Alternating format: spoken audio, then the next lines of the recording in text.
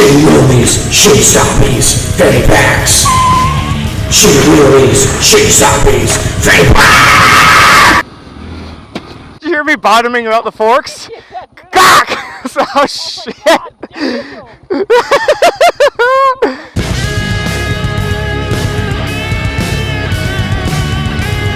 After it on the ground. Whoa, big pothole. It's funny how a fairly low-speed road that was normally kind of boring on my big bike suddenly becomes a lot of fun on the ground. Let's talk about that. What is this thing? What am I riding on here? Look at this. Look at this thing. It kind of looks like a naked sport bike kind of thing. It's very aggressive looking, you know. A lot of people said it looks like a FC09 or something. It's similar. It's similar to a lot of naked-looking bikes, I guess, if you really wanted to break her down. Some people would call it a review. It's not quite an initial impression. I feel like reviews, you really got to own something for a while before you can really review it. A lot of these jokers want to do a review the minute they throw their leg over a bike. I would call that a first impression, which, first impressions are almost kind of odd on bikes because you need a little bit of time to let certain things work into your head, so it's not just fascinating the way something works, where you can actually get beyond something. It's just that something's different that you're not used to, and actually decide whether you like it or not.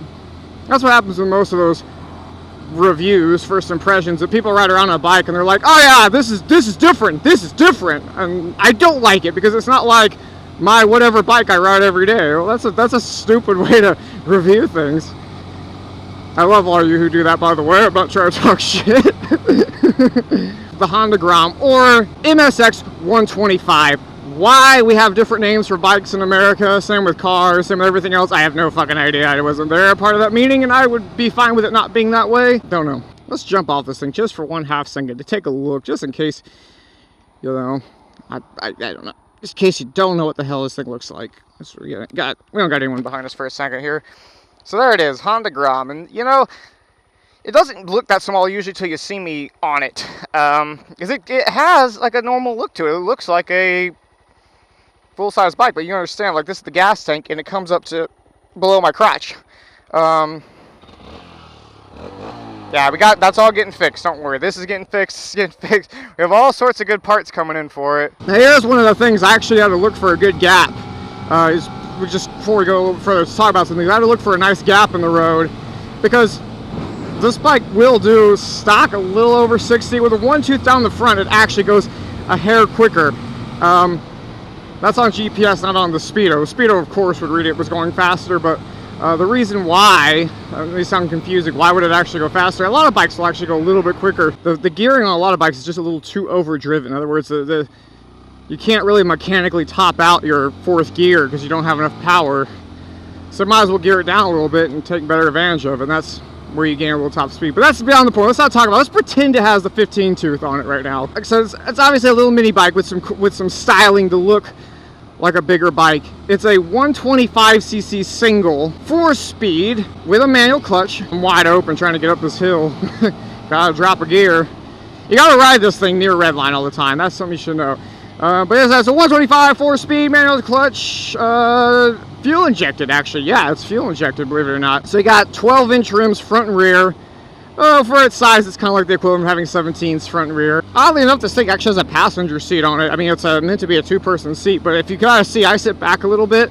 I sit basically where the passenger would sit. If I feel behind my butt, there's about 1 inch to 2 inches to the back of the seat, so you'd be riding kind of like this if you had a passenger. You'd be really right up on her. They say it's about 8 horsepower, which you really do notice. You have to plan your route out a little bit because of that. It's not the fastest thing in the world. There's probably some room for some mods there. I mean, there's definitely people out there getting more balls out of it than what it comes with. Initially taking off a light, you'll feel it's not bad. It's got a little bit of pull. Transmission's a bit clunky on it. Hopefully that'll loosen up. It seems like it has a little bit. Stock brakes, I don't know. I'm probably gonna have to upgrade those a little bit too. They're not terrible. They're more than efficient. If you're trying to do like stoppies and stuff, I think it just needs a little bit more bite. All right, this is what I was worried about. The GPS is leading me in a direction of a closed road right now. Road closed through traffic. See?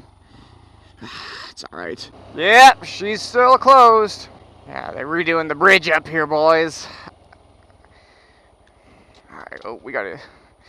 This is new. It wasn't this steep before. Gotta watch for bottoming out here. All right. No, it's not actually a little dirt bike, so. Can't go crazy. There's no below protection. You know, you got your straight motor into exhaust, but she's all right.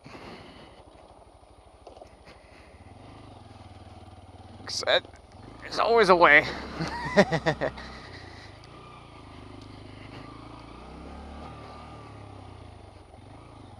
And see, the most treacherous part of all this will be getting back onto the road up this little curb here. Hopefully don't bottom out. All right, we're good.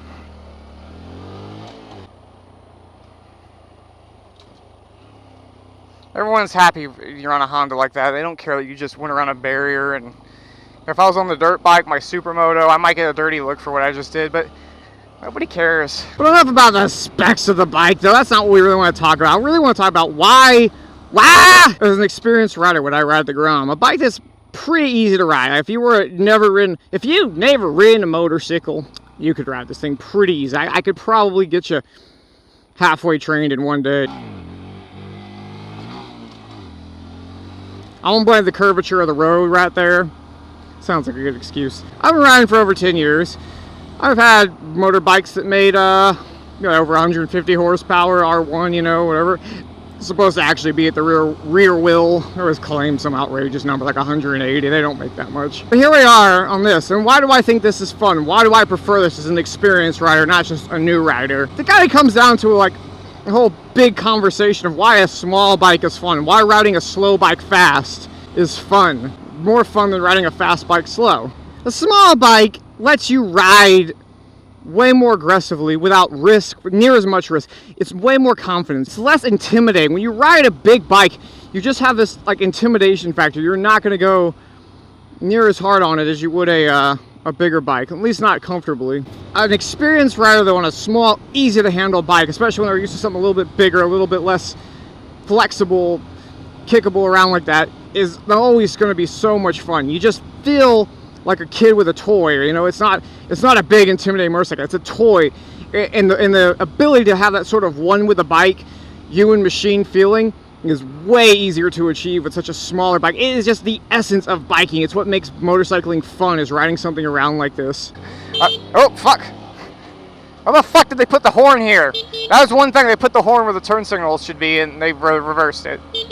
You don't know really until you experience one's going to be a lot of it. If you've been riding around on sport bikes, you're not going to understand like why one of these is fun. If you haven't ridden bikes ever, you're really in no place to judge it. But it's one of those things where a lot of 13-year-old kids will comment on your video and be like, "Why did you buy a Grom instead of a fucking ZX14 or something?" And you're like, "Because this is more fun. I promise you. I've done fast bikes, I've done supermotos, I've done dirt bikes. This is a really fucking fun bike right here."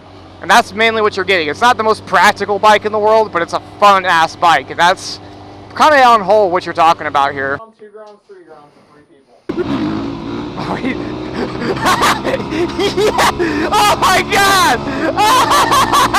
Oh, 3-way. 3-way.